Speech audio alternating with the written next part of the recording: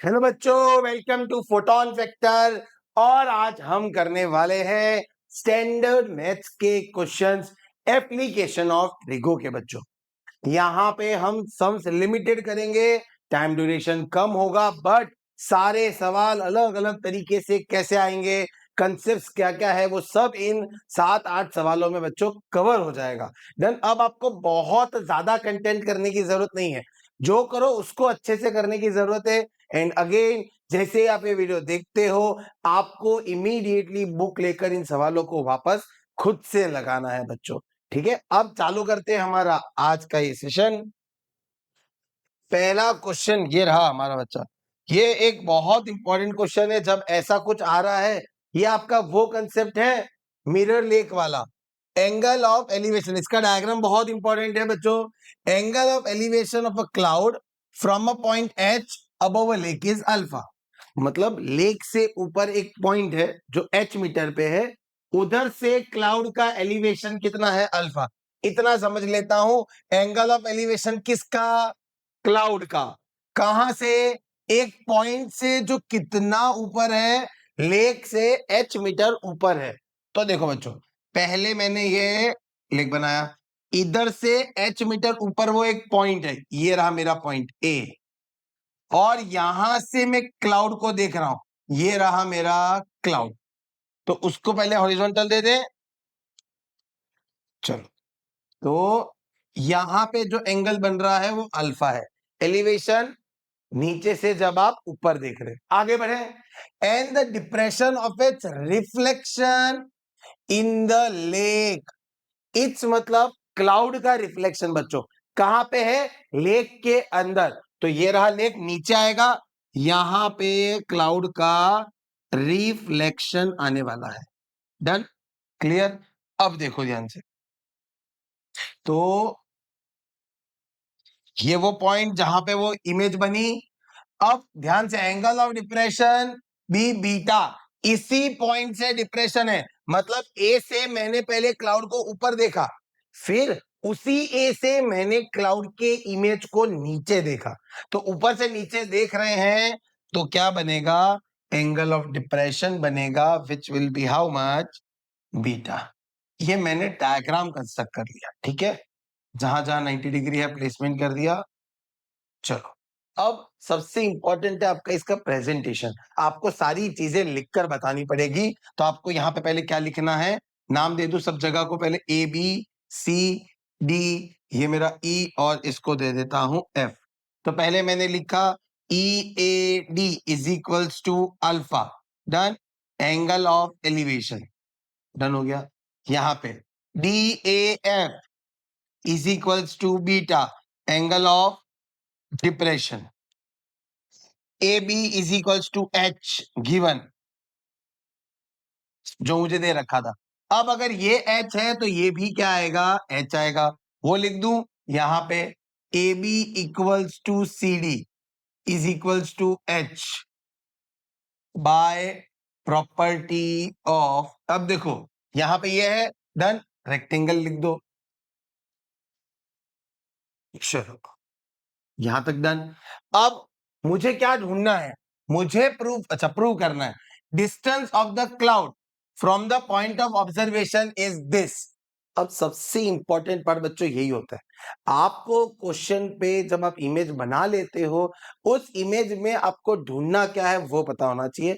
वापस से, distance of cloud, cloud की दूरी कहां से बच्चों? ऑब्जर्वेशन पॉइंट से। और मेरे इस पूरे डायग्राम में, इस पूरे सिनेरियो में ऑब्जर्वेशन पॉइंट कौन सा था बच्चों? ए था। मतलब मुझे इस क्लाउड की दूरी ए से मतलब ए ई ढूंढना है। ये मेरा क्वेश्चन मार्क है मेरे लिए। ढूंढना है मतलब ए ई को ये प्रूव करना है कि this is 2h whatever. Done? इतना समझ आ गया है? अब देखो, यहां पे मैंने ईडी को एक्स ले लिया। Let ED equals to x. अब ध्यान से देखो, इस क्लाउड की हाइट इस लेक से ईसी हुई। अब जितनी उसकी हाइट है वही तो उसके रिफ्लेक्शन की हाइट होगी लेक के अंदर। तो यहां पे देखो, ये जो सी से लेकर एफ तक होगा, ये होगा एक्स प्लस एच, क्योंकि ई से लेकर सी तक भी कितना है, एक्स प्लस एच। समझ आया? डन है, ये लिख देंगे। EC equals to CF, height of image, height of cloud above the lake is equal to height of light, height of its reflection. Height of cloud above lake will be equals to height of its reflection in the lake. Height of its reflection in lake. बच्चों देखो presentation के ही आपको marks मिलते हैं। Done. अब आगे बढ़ते हैं, अब शुरू करते हैं। यहां पे देखो सबसे पहले मेरे सिनेरियो में 10 अल्फा 10 बीटा दिख रहा है, उसी को हिंट बनाकर मैं मेरा पहला स्टेप करता हूं। EDA में, कौन से ट्राइंगल में? EDA में मैंने लगाया 10 अल्फा। चलो क्या होगा? Perpendicular by hypotenuse base which will be x by AD। ये आ गया मेरा पहला पार्ट, डन हो गया। अब आप देखो, अब आपको क्या करना है, इस ट्राइंगल में DAF में क्या लगाना है? 10 बीटा। वो मैं बाजू में लिख देता हूं। ट्राइंगल DAF में क्या लगाया? 10 बीटा लगाया। अगेन परपेंडिकुलर बाय बेस, तो बीटा के हिसाब से परपेंडिकुलर हो जाएगा DF। ध्यान से देखना, DF अपॉन क्या आ जाएगा? AD उसका बेस हो जाएगा। अब आप देखिए क्या होगा, क्या होगा? DF क्या होगा बच्चों? ध्यान से देखो, ये H, ये x प्लस एच, तो क्या मैं बोल सकता हूं DF is x plus H plus H, x plus H upon AD। And 10 beta की वैल्यू आ गई x plus 2h upon AD। यहां तक मैंने दोनों वैल्यू ढूंढ ली। इस सम को करने का मैं सबसे इजी एंड सबसे बेस्ट तरीका बता रहा हूं आपको, इसमें डायरेक्ट बिना कुछ इसके पहुंच जाओगे। अब देखो मेरे पास दोनों वैल्यू आ चुकी है एंड मुझे क्वेश्चन एक हिंट दे रहा है कि दोनों वैल्यू को माइनस कर दो। क्या कर दो? किसको किसमें से करना है वो भी बताया है, 10 बीटा माइनस 10 अल्फा। तो देखो मैंने लिखा 10 beta minus 10 alpha. What was my 10 beta? X plus 2h by AD. Done. ध्यान से देखो, x plus 2h by AD और 10 बीटा अल्फा क्या है? x by AD। Done. x by AD। अब आप इंडिविजुअल डिवाइड कर लो, तो आप कहां पहुंचे? x by AD plus 2h by AD minus x by AD। तो ये x by AD को काट दूं तो मुझे 10 बीटा माइनस 10 अल्फा की वैल्यू मिल गई, which is 2h by AD। ध्यान से, 10 beta minus 10 alpha is equals to 2h by AD। Done. यहां तक कोई तकलीफ? तो क्या मैं ऐसा बोल सकता हूं जो AD की वैल्यू होगी वो 2h upon 10 beta minus 10 alpha होगी। डन। मैंने क्या किया पता है बच्चों? जो मुझे ढूंढना था उस ट्राइंगल की, मुझे जो ये चाहिए थी वो मैंने ढूंढ ली है इन टर्म्स ऑफ वही जो मुझे आंसर में है। देखो आंसर में आपके 2h by 10 beta minus 10 alpha है, वही हमारा आया भी है। अब इस ट्राइंगल में वापस से EAD में क्या लगा दो? सेक अल्फा, क्योंकि क्वेश्चन में बोला है। डन। तो मैंने वापस से ट्राइंगल EAD में सेक अल्फा लगाया। सेक की फॉर्मूला होगी हाइपोटेन्यूज बाय बेस। चलो अब ध्यान से, अल्फा के हिसाब से हाइपोटेन्यूज तो ए ही हो जाएगा जो मेरा अननोन है, और बेस हो जाएगा AD। तो यहां पे लिख दिया AE बाय AD और ये सेक अल्फा। तो क्या मैं बोल सकता हूं distance of the cloud is nothing but AD into sec alpha. And मेरे AD की वैल्यू क्या आई थी? 2h upon 10 beta minus 10 alpha. This is the very easy method, है ना? डन। यहां पे हो गया, ये मेरा आ गया मेरा फाइनल आंसर जो मुझे प्रूव करना था। Hence prove 2h sec alpha by 10 beta minus 10 alpha. Done. ये आपके लिए सबसे इजी एंड कन्वीनियंट मेथड है करने की। क्लियर? आपको बस डायग्राम समझना है और जो बोल रहे हैं वो फॉलो कर देना है। आगे बढ़ते हैं बच्चों। ये सवाल एरोप्लेन वाले, दो तरह के सवाल आते हैं, दोनों ही बहुत इंपॉर्टेंट है। An aeroplane when flying at a height of 3125 metre from the ground passes vertically below another plane at an instant। अब देखो पूरा सवाल आप कभी भी एक साथ मत पढ़ना। होता क्या, हम 3 लाइन पढ़ लेते हैं, हमें समझ तो नहीं आता, फिर वापस से हम पढ़ते हैं, वहां टाइम वेस्ट होता है। आपको एक स्टेंजा पढ़ना है, उसको डायग्राम में कन्वर्ट करते जाना है, तो आपको पता चलेगा मेरा फ्लो, मेरा कनेक्शन कैसा जा रहा है। पहला पॉइंट, एक एरोप्लेन है जो इतनी हाइट पे उड़ रहा है ग्राउंड से, passes vertically below another plane, मतलब वो एक और प्लेन के नीचे है। जैसे ये रहा मेरा ग्राउंड, ठीक है, यहां से 3125 मीटर ऊपर एक एरोप्लेन है, यहां पे मैंने लिखा एरोप्लेन, एरोप्लेन, डन। चलो ए बी सी, अब ये एरोप्लेन किसी एक और एरोप्लेन के नीचे है, मतलब ऑटोमेटिकली दूसरा एरोप्लेन इसके ऊपर हो गया, जो मैंने ऐसे बना दिया। ये रहा मेरा ए बी सी डी, यहां तक कोई दिक्कत? मतलब डी एक एरोप्लेन है, उसके नीचे एक और एरोप्लेन है जिसकी हाइट मुझे ग्राउंड से पता है कितनी, 3125। यहां तक मैं समझ चुका हूं। अब आगे बढ़ते हैं।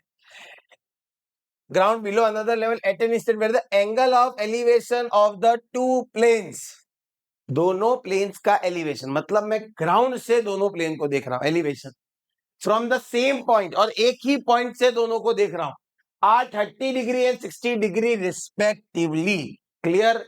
630 एंड, अभी रिस्पेक्टिवली यहां पे किसके लिए क्या है, 30 किसके लिए है और 60 किसके लिए है? तो देखो बच्चों, आपने जब क्वेश्चन पढ़ा तो पहले उस एरोप्लेन का जिक्र था जिसकी हाइट आपको पता है, फिर उसके ऊपर एक और एरोप्लेन है जिसकी हाइट आपको ग्राउंड से नहीं पता टोटल, बट उसके ऊपर कितना है वो एड ऑन किया है। अब यहां पे देखो, मैंने इस सी पॉइंट से पहले इस एरोप्लेन को देखा जिसकी हाइट मुझे पता है at an angle of how much, 30 degree. इसी पॉइंट से मैंने सेकेंड एरोप्लेन को देखा at an angle of 60 degree. ऐसा समझ आया? देखो वैसे भी जो 60 डिग्री है वो बाहर होगा, 30 डिग्री है वो अंदर होगा, बट लॉजिकली आपको पता होना चाहिए। अब इसमें आप सारी चीजें मेंशन कर दो। A B is equals to height of first aeroplane which is 3125, done. Angle A C B is equals to 30 degree, angle D C B is equals to 60 degree. Let, हमें ढूंढना क्या है, दोनों एरोप्लेन के बीच का distance between the two points at the instant, इन दोनों के बीच की दूरी मुझे ढूंढनी है। किन दोनों के बीच की? डी ए ढूंढना है। तो let D A equals to H, D A को क्या ले लिया मैंने, एच मीटर। यहां तक कोई तकलीफ? अब देखो, पहले वो ट्राइंगल सिलेक्ट करो जिसमें एक एंगल पता है एक साइड पता है, तो वो मेरा ट्राइंगल होगा ए बी सी। कौन सा ट्राइंगल होगा? A B C. And obviously इसमें 1030 लगाऊंगा, that will be perpendicular by base A B by B C. 1030 होता है बच्चों 1/√3। परपेंडिकुलर मेरा क्या होगा? परपेंडिकुलर मेरा 30 के हिसाब से ए बी होगा, लिख ही दिया है 3125 अपॉन बी सी। यहां से मुझे ग्राउंड मिल जाएगा 3125√3 मीटर। ये मेरा बीसी आ गया। अब बड़ा वाला ट्रायंगल देख रहे हो, डी बी सी, ये वाला उठा लो। वापस से ये वो ट्रायंगल हो गया जिसमें एक एंगल पता है और एक साइड पता है, मतलब 60 डिग्री पता है और बेस पता है मुझे। 1060 लगाऊं, perpendicular by base is DB by BC. 1060 होता है √3। डीबी क्या होगा बच्चों? 3125 plus H, 3125 plus H upon BC कितना ढूंढा मैंने? 3125√3। यहां तक हो गया। अब आप देखिए इसकी कैलकुलेशन, क्रॉस मल्टीप्लाई होगा तो √3 3 बन जाएगा, is equals to 3125 plus H. इसको करोगे मल्टीप्लाई तो 3 3 9, 9375 minus 3125 is equals to H, तो एच की वैल्यू आ गई 6250 मीटर। डन। ये वही आंसर है जो मुझे चाहिए, क्योंकि एच ही वो दूरी है जो दोनों एरोप्लेन के बीच की है, वो आप लिख दोगे लास्ट में conclusion statement, therefore the distance between 2 points at any instant is 6250 metre. कोई दिक्कत बच्चों? डन। सवाल बहुत इजी था। आगे बढ़ते हैं हमारे थर्ड सवाल की तरफ। ये है अपना स्पीड वाला क्वेश्चन। देन एरोप्लेन में, बलून आपने टेक्स्ट बुक में कर रखा है, उसी के जैसे क्वेश्चन है। देन बलून में खाली आपको डिस्टेंस ढूंढना था टेक्स्ट बुक में, अब आपको स्पीड भी ढूंढने को आ जाएगी। चलो, angle of elevation of an aeroplane from a point A on the ground is 60 degree. Clear? एक एरोप्लेन है जिसका एलिवेशन है from a point A ground से, इज हाउ मच? 60 डिग्री। तो सबसे पहले देखो ध्यान से, ये मैंने ग्राउंड बना लिया, बराबर। अब इसमें से इधर एक पॉइंट ले रहा हूं, जिधर से मैं एरोप्लेन को ऑब्जर्व करूंगा। क्लियर? कितने पे? देखो, ये मेरा एरोप्लेन, यहां से मैंने देखा at an angle of 60 degree. Clear है? अब देखो, after a flight of 15 second the angle of elevation changes to 30 degree. अब ध्यान से देखो, एंगल ऑफ एलिवेशन 15 सेकेंड वो फ्लाइट चली और फिर वापस से मैंने उसको देखा कितनी डिग्री पे? 30 डिग्री पे। तो ध्यान से देखना, देखो इसमें गलती क्या होती है। यूजुअली बच्चे क्या सोचते हैं, देखो वो मैं बताता हूं। बच्चे क्या करते हैं, एरोप्लेन यहां लेते हैं एक और, ये उसकी हाइट ग्राउंड से हो गई, और इसको ऐसे देखा कितनी डिग्री पे? 30 डिग्री पे। बच्चों, क्या ये प्रैक्टिकली पॉसिबल है? क्या प्रैक्टिकली पॉसिबल है कि 30 डिग्री बाहर आए और 60 डिग्री अंदर जाए? है ना, ऐसा तो पॉसिबल ही नहीं है, प्रैक्टिकली हमें दिख ही रहा है। तो आपको ये याद रखना है, जो फ्लाइट है वो इस डायरेक्शन में जानी चाहिए। और अगर आपको कंसर्न है नहीं मेरे को याद नहीं रहता, तो फिर आप इसका अदर वे डायग्राम भी बना सकते हो। बस ये जो गलती मैंने बताई वो गलती नहीं होनी चाहिए डायग्राम में। अगर आपको ऐसा है नहीं मेरे को उसी तरफ जाना है, इसी डायरेक्शन में, तो ये आपका पहला एरोप्लेन, ठीक है, एरोप्लेन 1। और ये रहा आपका पॉइंट जहां पे आप देखो, तो यहां पे आपने पहले इस एरोप्लेन को देखा कितनी डिग्री पे? 60 डिग्री पे। फिर ये एरोप्लेन उड़कर 15 सेकेंड बाद यहां आ गया, वही एरोप्लेन। डन। अब इसने आपने इसी को देखा कितनी डिग्री पे? 30 डिग्री पे। तो ये देखो, ये आपका अब 30 डिग्री हो गया। डन। ऐसे भी बना सकते हो, आपको जो कन्वीनियंट लगे। ये पूरा 60 डिग्री है और ये इतना सा 30 डिग्री है। डन। ये जो है, ये और ये उस एरोप्लेन की हाइट है ग्राउंड से जो मुझे दे रखी है, at a constant height of 1500√3। Marking दे दूं, सी डी ई एफ। तो मुझे क्या क्या पता है? C F is equals to DE is equals to 1500√3। यहां 90, यहां 90। ये वाला पोर्शन मेरे अब काम का नहीं है। क्लियर? नहीं भी बनाओगे तो चलेगा, बना भी देते हो तो कोई दिक्कत नहीं है। अब find the speed of the plane. Speed निकलती है दो चीजों से, डिस्टेंस और टाइम। मुझे टाइम दे रखा है कि भाई एरोप्लेन यहां से उड़ के यहां 15 सेकेंड में आया। अगर मैं ये डिस्टेंस ढूंढ लेता हूं, जिसको हवा में मैं एफ ई बोल रहा हूं, पर हवा तो कैलकुलेट नहीं कर सकता ना, कि हवा में कैसे कैलकुलेशन करोगे। उसी चीज को मैं ग्राउंड पे पैरेलल ढूंढ लूं, which is my C D, तो मेरा काम हो जाएगा। क्योंकि जितनी सी डी है उतनी ही बच्चों क्या होने वाली है? एफ ई होने वाली है। तो सी डी ढूंढ लें, जिससे मुझे मेरा डिस्टेंस पता चल जाएगा, जो कि एक एरोप्लेन ने 15 सेकेंड में कवर किया है। डन। तो मेरा टारगेट यहां पे अब सी डी ढूंढने का है। ये रहा। सी डी के लिए बहुत सिंपल है, जो जो पता है, 1500√3, 1500√3। अब आप पहले वो कोई भी एक उठा लो ट्राइंगल, है ना। आपको यह 1030 उठाना है, ई डी ए वाला ट्राइंगल, ई डी ए वाला। डन। इसमें लगाएंगे 1030 perpendicular by base, which will B D E upon T A. 1030 होता है 1/√3, डी हमें दिया है 1500√3, और यहां से मुझे डीए मिल जाएगा 4500 मीटर, 4500 मीटर। डन। कोई दिक्कत? चलो, अब दूसरा वाला triangle A C, sorry F C A, कौन सा ट्राइंगल? इसमें लगा दो अब 1060, परपेंडिकुलर वापस से होगी FC अपॉन AC। 1060 होता है √3, FC हमें दिया है 1500 √3, AC मुझे ढूंढना है, तो AC हो जाएगा बच्चों √3 कट जाएगा और AC ऊपर आएगा, AC आ गया 1500 मीटर। क्या आ गया? 1500। जब मैं DA में से AC को माइनस कर दूं तो क्या मिल रहा है मुझे? CD मिल रहा है, और ये वही डिस्टेंस है जो एक एरोप्लेन ने कवर किया है 15 सेकेंड में। तो 4500 minus 1500, CD is equals to 3000 meter. This is the distance covered by the aeroplane in 15 seconds. तो स्पीड ऑफ एरोप्लेन आप लिख देना will be distance upon time 3000 upon 15, which is काटोगे 15 टू 200 मीटर पर सेकेंड, क्योंकि distance meter में है और टाइम सेकेंड में। बट क्वेश्चन ने स्पीड कैसे मांगी है? क्वेश्चन ने स्पीड मांगी है किलोमीटर पर आवर में। तो आपको ध्यान रहना चाहिए, क्लियर, ये आपने साइंस में ऑलरेडी पढ़ लिया है। मीटर पर सेकंड को अगर मुझे किलोमीटर पर आवर में करना है तो 18/5 से मल्टीप्लाई कर दूं।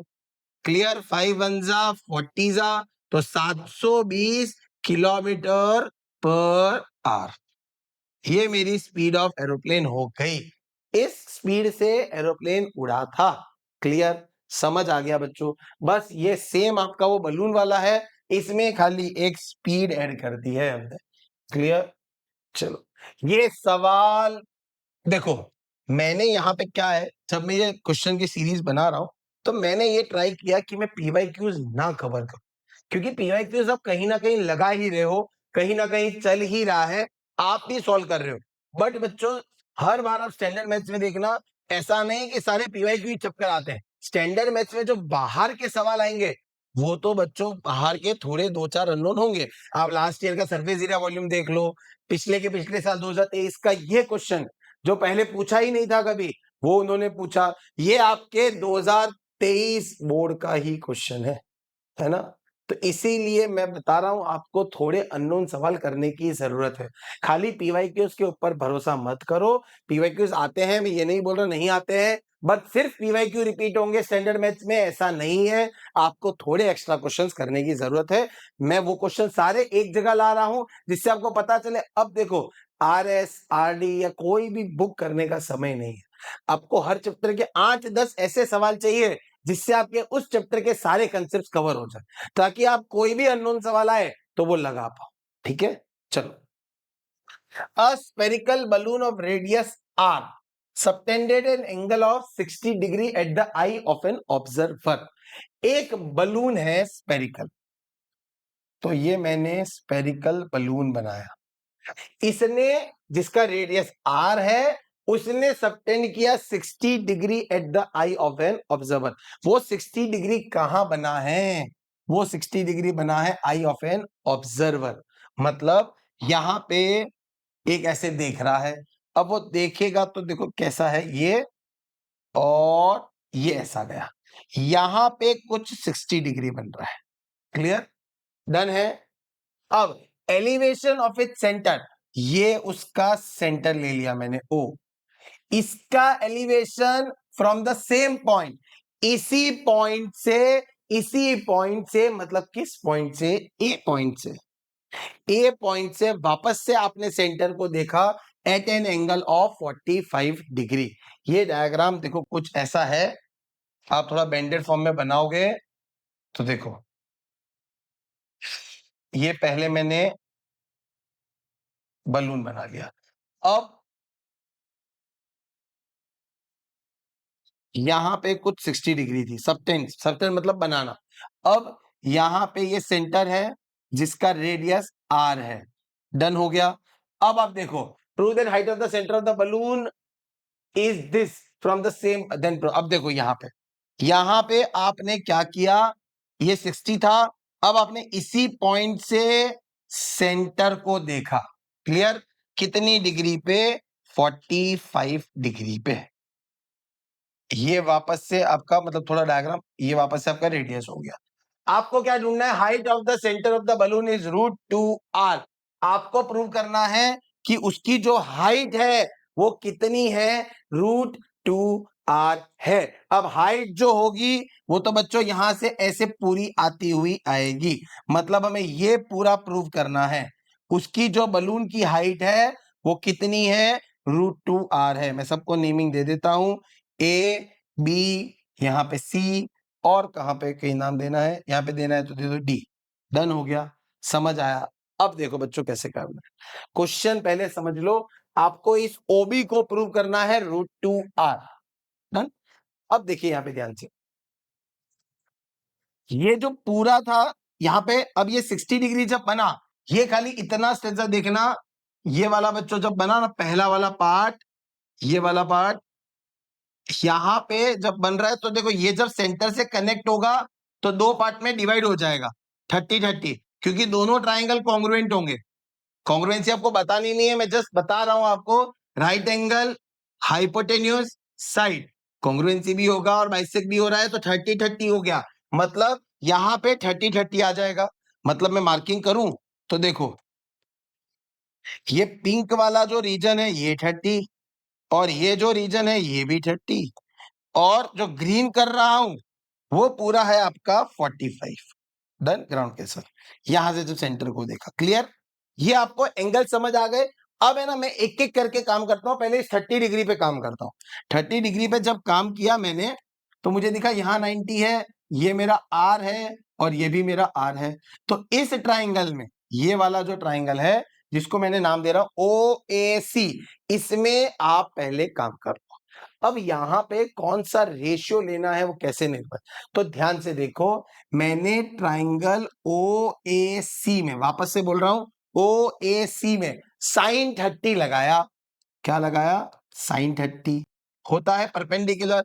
अब इस 30 के हिसाब से परपेंडिकुलर क्या होगा, 30 के हिसाब से परपेंडिकुलर क्या मेरा OA हो, OC होगा जो रेडियस है, और जो हाइपोटेन्यूस होगा वो क्या होगा, OA होगा। तो यहां पे sin 30 होता है 1/2, OC मेरा R है और OA, तो OA की वैल्यू आ गई 2R। क्या आ गई, 2R।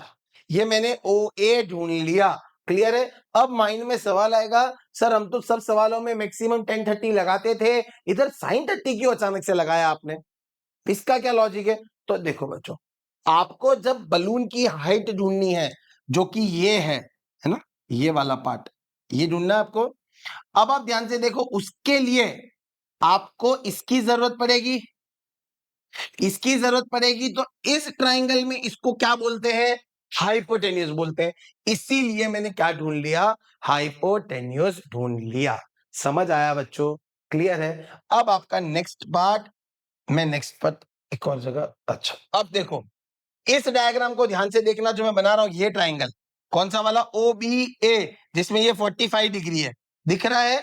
देखो मैं बनाता हूं, यहां पे मैं खाली वो ट्राइंगल बना रहा हूं OBA, ये मुझे ढूंढना था। OA मैंने अब भी ढूंढा 2R, और ये है 45 डिग्री। तो यहां पे वापस से मैंने sin 45 लगाया, विच विल बी परपेंडिकुलर। डन। 45 के हिसाब से परपेंडिकुलर OB हो गया, हाइपोटेन्यूस OA हो गया। sin 45 होता है 1/√2, OB मुझे पता नहीं है, और OA कितना है 2R। अब ये 2R ऊपर जाएगा और √2 नीचे रह गया। OB जो मुझे ढूंढनी है, क्या मैं ऊपर वाले 2 को √2 इंटू √2 लिख सकता हूं, तो बिल्कुल लिख सकते हैं। तो ये मेरा प्रूव हो गया कि जो OB है, which is the height of the balloon, is √2 time its radius. आप लिख देना, OB is equals to height of centre of balloon. Centre से जो बलून की हाइट यहाँ पे निकली, दैट इज √2R। यहाँ पे मेरा सवाल सॉल्व हो गया, क्लियर है। आपको बस पार्ट्स में ये ध्यान रखना है कि बस आपको चीजें सही से समझ आए, एंड आपको उसको डायग्राम में उतार लिया है। डन। ये सवाल यहाँ पे हो गया बच्चों। बढ़ते हैं हमारे नेक्स्ट सवाल। ये वापस एक बहुत इंपॉर्टेंट सवाल है, only from the point of view of diagram. Diagram बनने के बाद मुझे लगता है आपकी चीजें स्मूथ हो जाती है ना। डायग्राम ही इस चैप्टर में सबसे मेन है बेटो। अब एक लेडर, ये खुद भी चलता है, एक ladder rest against a wall, क्या लॉजिक है इसका? एक ladder rest against a wall मतलब वॉल तो वर्टिकल होगी, वॉल क्या होगी बच्चों? वर्टिकल होगी, तो ये वॉल है। रेस्ट द लेडर, तो लेडर कहां होगी भाई? लेडर जो होगी वो हमारी हाइपोटेन्यूस होगी, इसके सामने कैसे लेडर रेस्ट कर, और ये मेरा ग्राउंड है, तो ये मेरी लेडर हो गई, ये मेरी वॉल हो गई, और ये मेरा ग्राउंड हो गया। मैं पहले इतने से इतना ही समझा, at an angle alpha to the horizontal, तो यहां पे जो बन रहा है वो बन रहा है अल्फा, ऐसा। It's foot is pulled away, ये जो इट्स है वो लेडर के लिए यूज हो रहा है, क्योंकि मेरा पहला जो नाम था वो लेडर का था। अब ये याद रखना है, ये ईट्स वगैरह किसके लिए यूज होते हैं, तो जो इट्स है वो किसके लिए यूज हुआ? लेडर के लिए। हमें क्वेश्चन में बोला लेडर का फुट मैंने खींचा वॉल से through a distance a so that it slides the distance b down the wall making an angle beta with the horizontal। अब ध्यान से समझो, बहुत इंपॉर्टेंट है। इसका फुट खींचा वॉल से थ्रू अ डिस्टेंस a, ये डिस्टेंस है मतलब मैंने इसको कितना, इतना आगे लेकर गया, a डिस्टेंस, ये जो था इतना सा, ये a डिस्टेंस लेकर गया, सो दैट इट स्लाइड्स, वो नीचे आई, और distance be down the wall, ये जो लेडर थी जो इसका टॉप यहां पे था, ये स्लाइड होकर नीचे आ गई। वापस से इंपॉर्टेंट वर्ड, इट मतलब लेडर, लेडर स्लाइड हुई।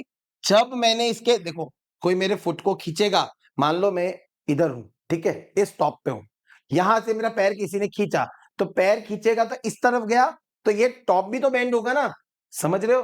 देखो कोई चीज के, मैं, ये बिल्डिंग है, ठीक है, डन, ऐसे में हूं लटका हुआ, अब मेरे को किसी ने ऐसे खींचा, फ्लैट किया, तो फ्लैट किया तो ये टॉप से मैं कहां आ गया? थोड़ा नीचे आ गया। यही बोला है कि भाई जो लेडर थी वो स्लाइड हो गई, और कितनी स्लाइड हो गई? अब ये जो ए है देखो अलग है, वो distance, slide distance be down the wall, तो लेडर का जो ये यहां पे था वो खिसक कर यहां आ गया। डन, ऐसा बोल दिया मेरे को, तो मैं नेम दे दू इसको X Y Z W V, और ये जो है ये है मेरा पी। कितनी नीचे आ गई वो लेडर?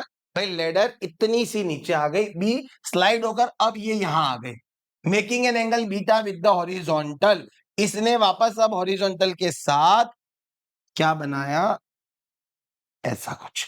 तो ये आपका डायग्राम है, making an angle beta with the horizontal, show that this. अब ये क्या शो करना है, ये तो बात की बात है डन, कि पहले डायग्राम बहुत इंपॉर्टेंट है, ध्यान से समझो।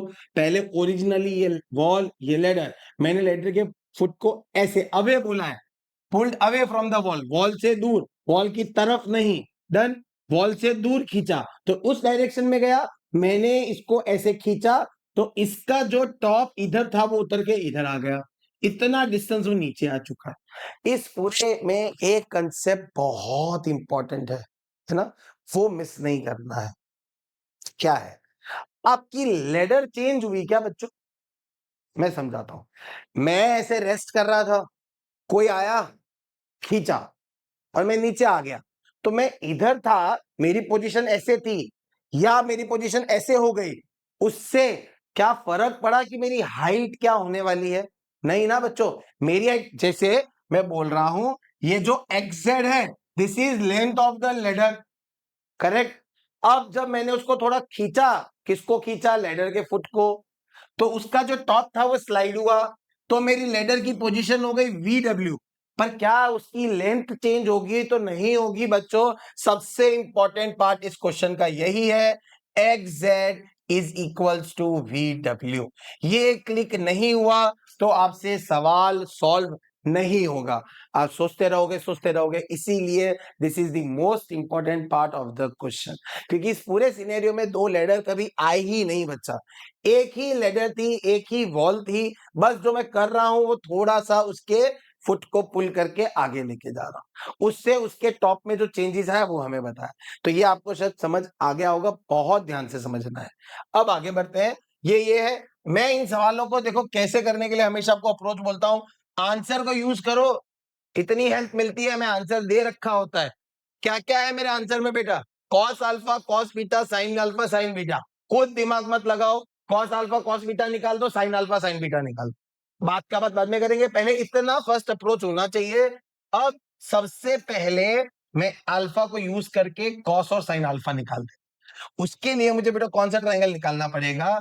अल्फा के लिए जेड वाई एक्स। कौन सा?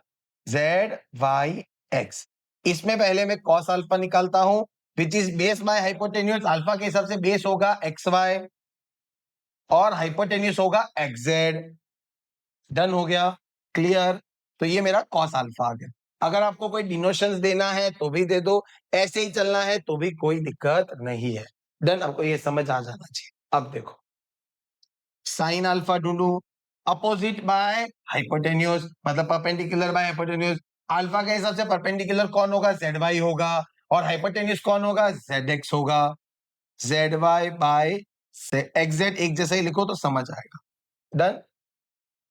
अब बीटा के लिए कौन सा ट्रायंगल पकड़ूं? तो वी वाई डब्ल्यू।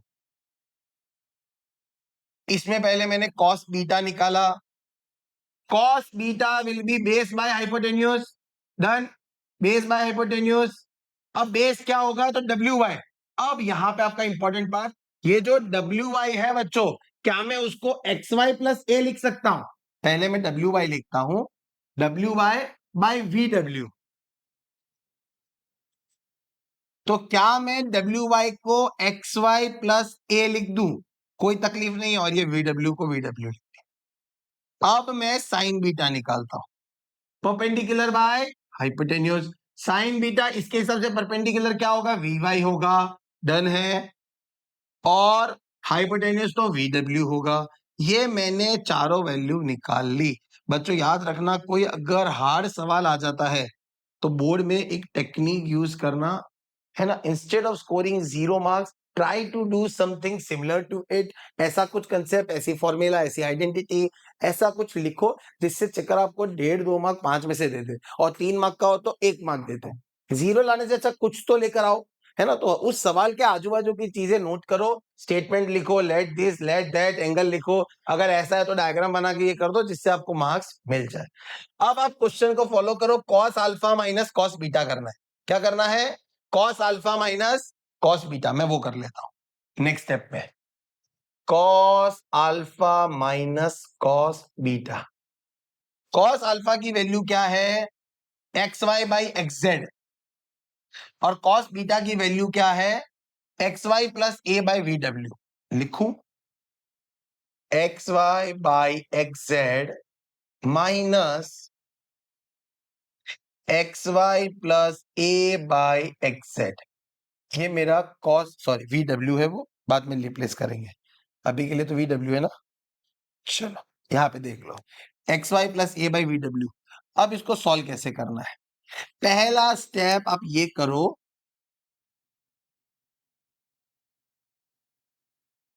ध्यान से, इसको मैं वी डब्ल्यू को एक्जेड लिख सकता हूं।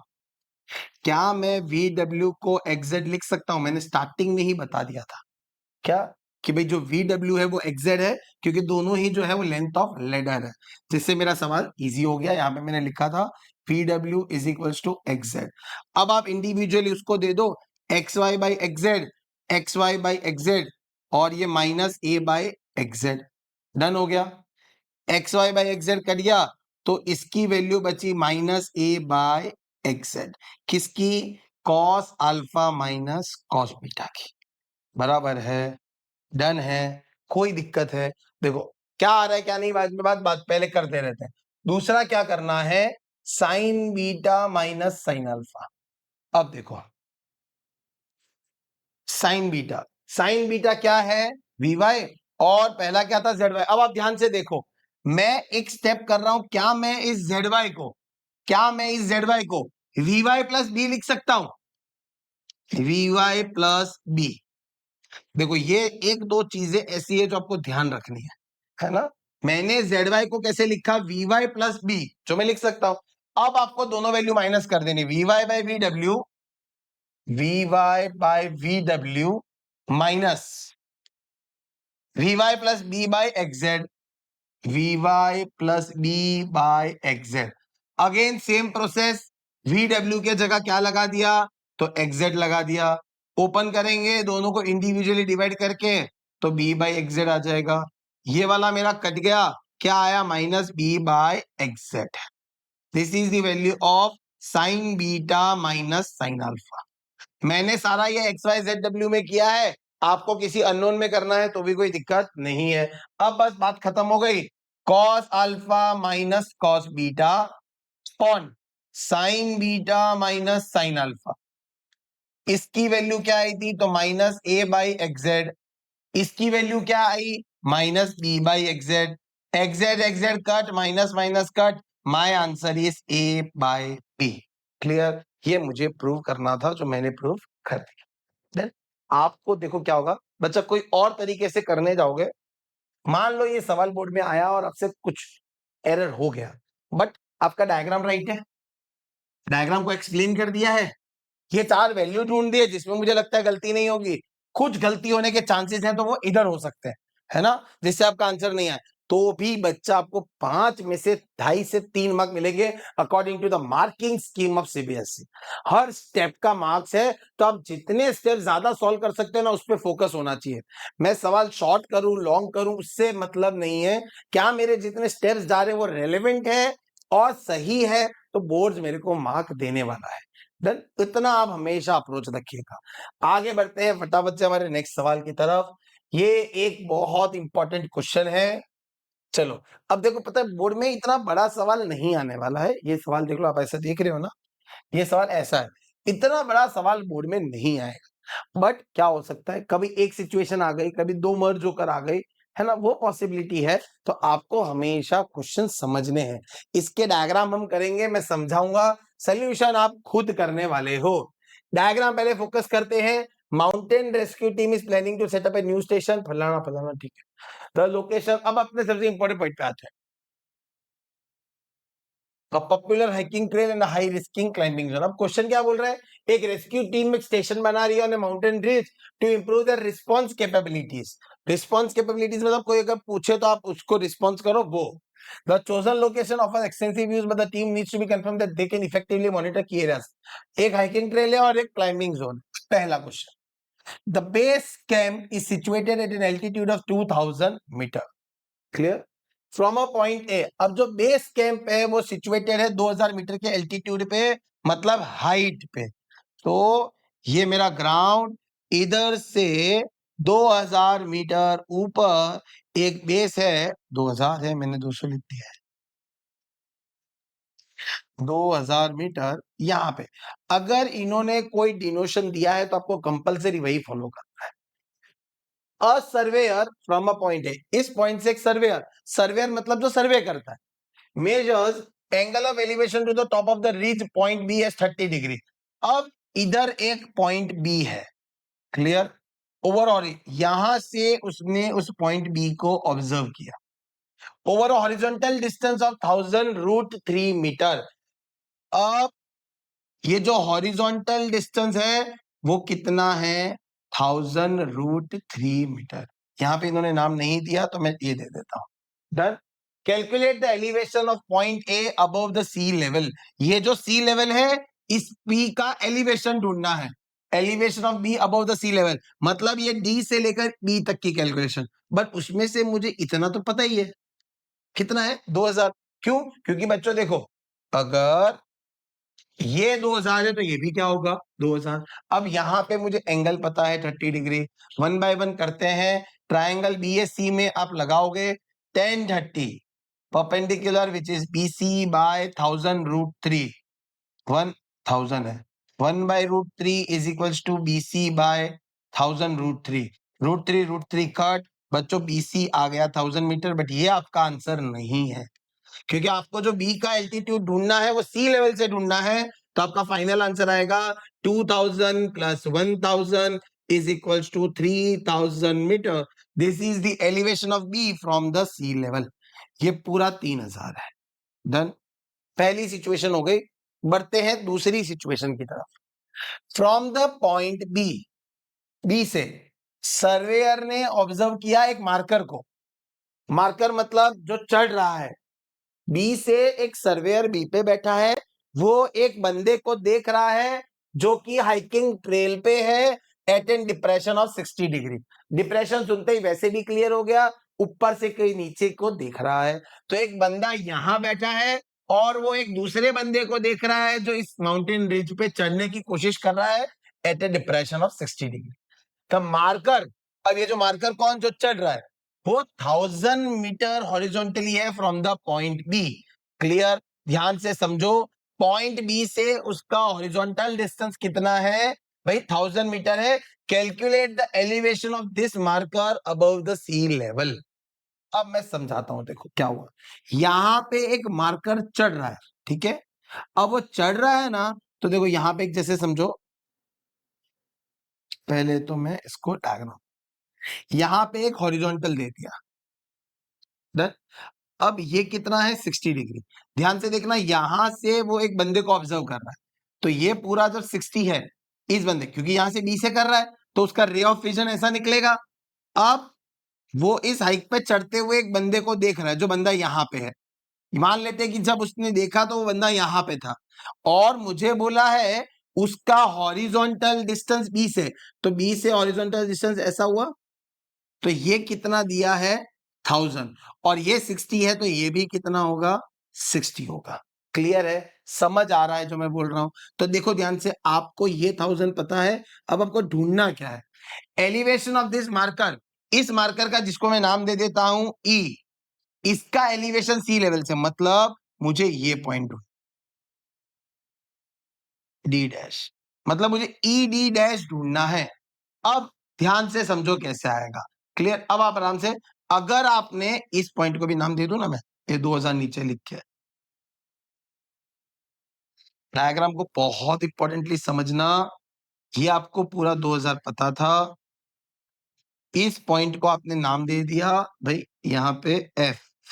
सर, अगर आप एफ डी ढूंढ लेते हो, जो 2000 है वो तो पूरा सी डी है, अगर आप एफ डी ढूंढ लेते हो तो ऑटोमेटिकली इस मार्कर का सी लेवल से हाइट पता चल जाएगा। पहले आप क्वेश्चन ध्यान से समझ लीजिएगा। यहाँ पे 60 है, ये मार्कर ऐसे चढ़ रहा था हाइकिंग ट्रेल पे, हाइकिंग ट्रेल पे चढ़ा तो एक पॉइंट पे ऑब्जर्वर ने इसको, सर्वेयर ने इसको देखा 60 डिग्री पे। डन है, तो मुझे एक ट्राइंगल दिख रहा है। कौन सा ट्राइंगल दिख रहा है भाई, मुझे ट्राइंगल बी एफ ई दिख रहा है। दिख रहा है क्या, चलो, कौन सा ट्राइंगल, बी एफ ई। क्या इसमें मुझे कोई साइड पता है, तो हाँ एफ ई पता है, और एक डिग्री पता है। डन, समझ आ रहा है। तो आप यहाँ पे 1060 लगा दीजिए। 1060 लगाओगे तो perpendicular which is B F upon base which is F E. 1060 होता है √3, बी एफ मुझे नहीं पता, एफ ई मुझे 1000 दे दिया है, तो बी एफ की वैल्यू आ गई 1000 √3 मीटर। देखो कॉम्प्लिकेटेड है, बट आपको आराम से समझना है जिससे गलती नहीं हो। ये जो मैंने ढूंढा ये बी से लेकर एफ तक है, और मुझे बी से लेकर डी तक पता है। अगर मैं दोनों को माइनस करता हूं, अगर मैं दोनों को माइनस करता हूं, B D minus P F, B D था मेरा 3000, बी एफ आया मेरा 1000 √3, तो इन दोनों को माइनस करने पे बी डी में से बी एफ माइनस कर दूं तो क्या एफ डी मिलता है, हाँ। तो ये मैंने एफ डी ढूंढा। अब इसको सॉल्व कैसे करेंगे, इसको मैं लिख सकता हूं 1000 × 3, और 3 को लिख सकता हूं √3 इंटू √3, तो 1000 √3 कॉमन आ गया, अंदर क्या बचा, √3 माइनस 1 मीटर। यही मेरा वो डिस्टेंस है। सेकेंड आंसर आप लिख देना, F D will be equals to E D dash, therefore distance of the marker above the sea level is, वो स्टेटमेंट लिखना 1000 √3 माइनस 1 मीटर। ये मेरा सेकेंड सवाल सॉल्व किया। डन, समझ आ गया है बच्चों, क्लियर है, डन है। ओके, थर्ड पॉइंट पे, highest point of the climbing area is scene, highest point of the climbing area. अब आप इस डायग्राम पे आओ, क्लाइंबिंग एरिया जो मैं चढ़ रहा हूं उसका हाईएस्ट पॉइंट को देखा कहां से, बी से, तो बी तो सबसे ऊपर है, उधर से किसी को भी देखूं तो कौन सा एंगल बनेगा बच्चों, डिप्रेशन बनेगा। क्लियर, वैसे लिख भी दिया है 45 डिग्री। अब आप ध्यान से देखिए, अब देखिए जो डायग्राम हमारा था वो डायग्राम कुछ ऐसा था, ये एक पॉइंट, ये यहाँ पे एक डन है, इसको पहले मैंने ये गया था और ये मेरा हॉरिजॉन्टल था, ऐसा कुछ मेरा क्वेश्चन था। अब वो सेकंड सिचुएशन का डायग्राम अभी के लिए मैं हटा, मेरे लिए ये वाली सिचुएशन अब खत्म हो गई, सॉल्व हो गया, मैं नई सिचुएशन पे फोकस कर रहा हूं। मुझे ये पूरी पता है, यहां से लेकर यहां तक 3000 डन, और मुझे यहां से लेकर यहां तक पता है 2000। अब आप अपने डायग्राम पे, highest point of the climbing area is seen from a point B at a depression of 45 degree. आपने वापस से बी से ये हॉरिजॉन्टल, बी से अपने हाईएस्ट, देखो हाईएस्ट है मतलब इस पॉइंट से बहुत पास में ही होगा। डन। पहले मैंने जब देखा तो मैं थोड़ा नीचे गया था, बट अब वो हाईएस्ट पॉइंट है तो ऑब्वियस सी बात है वो इस टॉप रिज के, इस बी के बहुत पास होगा, तो यहाँ पे तो ये 45 डिग्री है, हवा में तो होगा नहीं, इसको मैंने क्या दिया, बेस दिया, तो ये भी कितना आ गया बच्चों, 45 डिग्री। यहाँ पे located 500 metre horizontally from point B, horizontally बहुत इंपॉर्टेंट है इस पूरे क्वेश्चन में, ये यहाँ पे मैं मार्किंग दे दूं, A B C D E F G तक पहुंचा, ये जो है ये 500 है, इसको एच दे देता हूं। Then calculate the altitude of the highest point of the climbing area that can be observe from the point B, मतलब altitude of the highest point, तो हाईएस्ट पॉइंट जी हो गया, मतलब मुझे इसका सी लेवल से इसको आई दे देता हूं, दे आर टॉकिंग अबाउट जी आई, कि इस हाईएस्ट पॉइंट का सी लेवल से एल्टीट्यूड कितना है बेटा, तो हमें ऑब्जर्व करना। अब देखो बहुत सरल है, मैं थोड़ा वर्बली बता रहा हूं, ये 45 है तो ये 500 होगा, तो ये भी क्या होगा 500, कौन, बी से लेकर एच तक, तो एच से लेकर आई तक, यहाँ पे मैंने नाम सी दिया था, क्या दिया था देख लेता हूं, यहाँ पे मैंने नाम डी दिया हुआ है, तो बी से लेके एच तक 500 है, तो एच से लेके डी तक क्या होगा, एच डी होगा 3000 minus 500 which will B 2500, and यही किसके बराबर हो जाएगा, जी आई के बराबर हो जाएगा, जो मेरा फाइनल आंसर है। क्लियर है, बस आपको थोड़ी सिचुएशन अच्छे से समझनी है, क्या कौन सी चीज दी है। क्लियर है बच्चों, ये हमारा सवाल खत्म हो गया बेटा। क्लाउड वाला क्वेश्चन, ये सवाल आप खुद करने वाले हो, मैंने प्रैक्टिस क्वेश्चन लिखा है, मैंने पहले सवाल में इसका कंसेप्ट सिखाया है, यही चीज आपको वैल्यू बेस में आई है, वैल्यू दे दी है मतलब आपको हाइट पता है, एंगल तो वैसे भी दिए ही हुए थे, ये अल्फा बीटा डन, तो ये सवाल आप खुद करोगे और इसका आंसर कमेंट बॉक्स में कमेंट करोगे बच्चों, ठीक है। चलो 8, moving boat is observed from a point of a top of this. अब देखो मूविंग बोट मतलब जो बोट मूव हो रही है, उसको ऑब्जर्व किया कहां से, 150 मीटर हाई क्लिफ, तो पहले मैं बता देता हूं, यहां पे मैं हूं और ये कुछ 150 मीटर है, the angle of depression changes from 60 to 45 in 2 minutes, मतलब एंगल ऑफ डिप्रेशन चेंज हुआ, पहली बार मैंने बोट को देखा 60 डिग्री पे, दूसरी बार मैंने बोट को देखा 45 डिग्री पे, तो देखो अब पहली बार मैंने बोट को देखा, दूसरी बार मैंने बोट को देखा, अब ध्यान से समझो, ये मेरा हॉरिजॉन्टल, क्लियर है क्या, समझ आ रहा है, मैंने यहां पे ये पहली बार देखा 60 डिग्री पे, फिर यहां पे बोट आई, ये दूसरी बार मैंने देखा 45 डिग्री पे, ये पूरा 60 डिग्री है, ये इतना सा 45 डिग्री है, ये 45 तो ये भी 45 आपको लिखना पड़ेगा, ये 60 तो ये भी 60, अच्छा ये हर सवाल में डिप्रेशन में लिखना पड़ेगा आपको, क्लियर। अब ये हुआ दो, मतलब यहां से यहां में जाने में 2 मिनट लगे, done. Find the speed of the boat in metre per hour, metre per hour में करना है आपको एक क्वेश्चन सॉल्व, बहुत सिंपल है ये, पहले एक ट्रायंगल लगा लो, कौन सा वाला, 1045 वाला, ट्रायंगल का नाम क्या होगा, A B D, which will be 150 upon B D, तो बीडी की वैल्यू आ गई 150, बीडी की वैल्यू क्या आ गई 150 मीटर, अब 1060 which is A B C, triangle A B C में क्या लगाया 1060 which will be 150 by B C, तो √3 is equals to 150 by B C, BC is equals to 150 by √3, rationalise करेंगे तो आ जाएगा √3 50 मीटर। डन, क्लियर है? आगे बढ़ता हूं। मतलब